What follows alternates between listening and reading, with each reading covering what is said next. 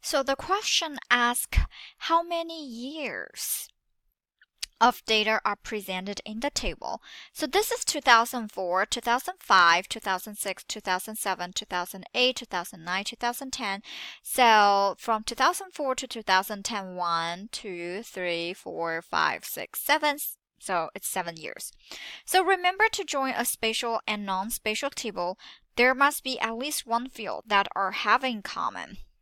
So earlier I already mentioned, so the field name does not have to match, but the values within the fields must correlate.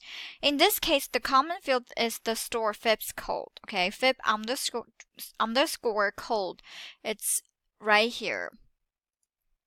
And right here. So it's 1007 and then 1001, 1003, 1005, 7, 9. And then if you move around, then you can see Adam match this one. Bound county is 1005. So, in the table, we notice the field name, FIPS code. If you want, open the Illinois county table, notice that it has the same. So when you finish, we're going to close these this two table, and we're going to do is we're gonna go join table. So it's on data. Alright, data tab. Select Illinois County in the table of contents, which I did. Open the data tab and then we click the join right here. So add join. And then the add join tool opens the geoprocessing panel. That in the geoprocessing pane, the layer name should already be populated with Illinois county be populated. It's right here. And then for input join field, we're going to select, go to the drop down menu. It's the FIPS underscore code. For join table, we're going to do is select obesity prevalence. It's already populated for us. So for output join field, we're going to select FIPS code. And it's already here for us. And you can see there is a warning. So we're going to click the warning and it tells us something that the exclamation point in the yellow triangle, if it's yellow, it's fine. If it's red, you cannot perform.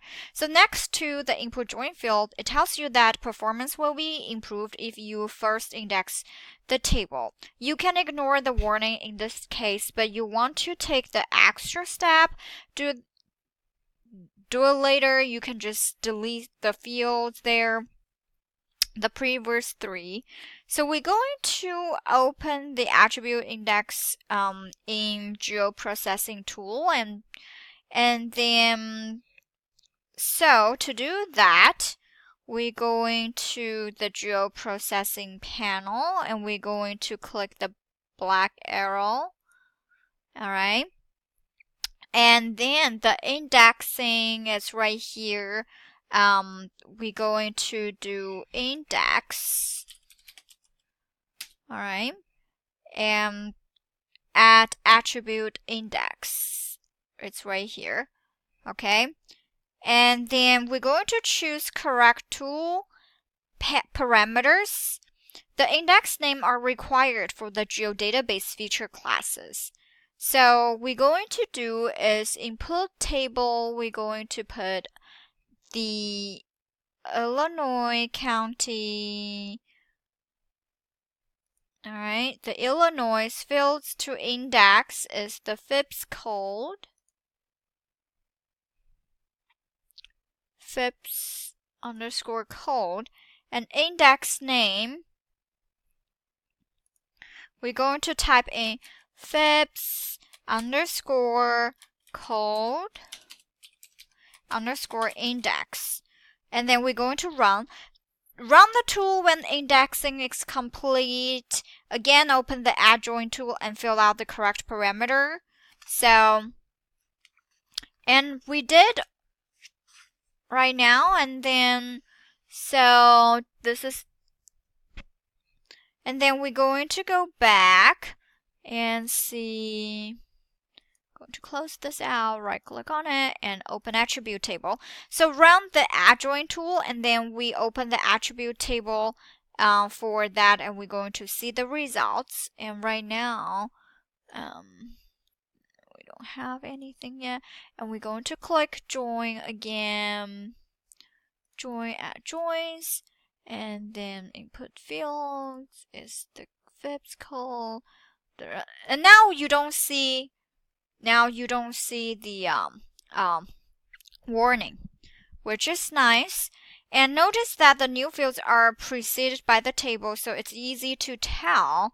And let's go run. And when it's done, and it's really nice, right click on it, open attribute table, and we can see, drag to the right. I think I have to go all the way to the right because that table contains a lot of things. And now we can see that the FIPS code added here. And then we have the county and the number and everything is here. Obesity FIPS code. And all right. Let's see, where are the county? Alright. Drag it back. FIPS code, county FIPS code, it's right here. Alright.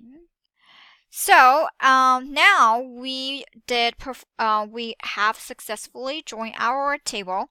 So joining data is a powerful function, so it's important to realize that join attribute remains with the layer you join them in the map. However, the underlying feature class is not modified. If you add another copy of the Illinois County feature class to the map, you will not see the join attributes in the new layer. In this way, join operations are considered temporary. So, if you want to do permanently, that you could do is like what I did previously, that you right click on it and go to data and you export the feature, and that you have a new layer that the join attributes will be appended and it would become permanently. So that's it. And then we're going to continue. So that we're going to do it is Illinois and counties. All right. And now, okay, then we will have copy feature, yep, input feature, nope, I shouldn't change the name here, and it's right here. I would change it into Illinois counties. Alright, I like the camel spelling. Alright, so now applying informative symbols, that's what we're gonna do. And see our Illinois county added here, and I'm going to remove this one and open attribute table. And this one we exported from the exercise B, and we have everything here. And something wrong is here because we just have one attribute. The issue is we click Alexander. Maybe we click one, and that's why we have a one county left here, which is right here because earlier I click on it. So then I'm gonna redo it, and we're going to replace it, and I'm going back to map, add data, and the folder is here. I'm gonna go to my health study in health geodatabase, and that's this layer. All right, we added it back, and let's see the attribute table, and I adopted. We have to rejoin our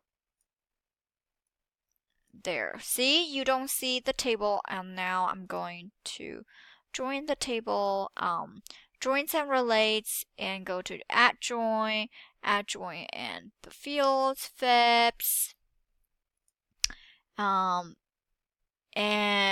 then we're going to run. All right, and we did everything, And you can see the table is added here at the end.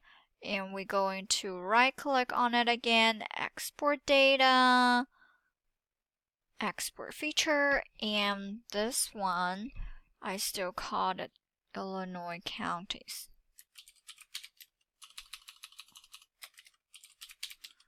And click run.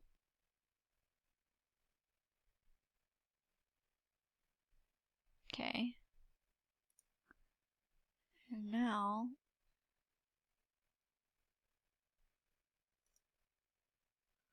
alright, this is my Illinois counties, alright, and then I'm going to see attribute table, and I'm going to close this out, and then drag all the way. There, that's my data. Alright, so now we can move on from page 96, and now you are ready to display the drawing information on your map. We're going to do is graduated colors. So graduated color means that instead of using the same symbol for each feature, features are assigned a color to represent a quantity. So on the Appearance tab, we have to select this first, and I don't need this anymore, remove. And I'm going to select on it, and then I go to Appearance, close out this window. And then we're going to make sure that Illinois counties is still selected in the Contents panel to reveal the feature layer ribbon. So we notice the symbology options, which is right here. That we went through last time. So we can just go to the symbology option. You can symbolize all the features using a single symbology, or you can choose to symbolize features by categories or quantities. You can choose categories if you want to display descriptions such as land use category, or a value indicator such as low, medium, or high. In this case, you want to display counties using a quantity, namely percentage value. So in the symbology drop down, we're going to click graduated colors. So ArcGIS Pro automatically applies a graduated symbol color scheme based on the first value fields it finds. You will find the value fields to the one that contains the data that you are interested in. So now that we're going to change a little bit, and we're going to do is in the symbology pane, click the field is right here. It's not FIPS. So we're going to do the obesity for, have to scroll all the way down to %04, and we can see a lot of people. Wow. But you see Chicago has less obesity people, maybe. That's a good thing. Anyway. So by default, that our symbol, let's see, have 5 categories, and the method, the default one is on the natural breaks, Jenkins classification method.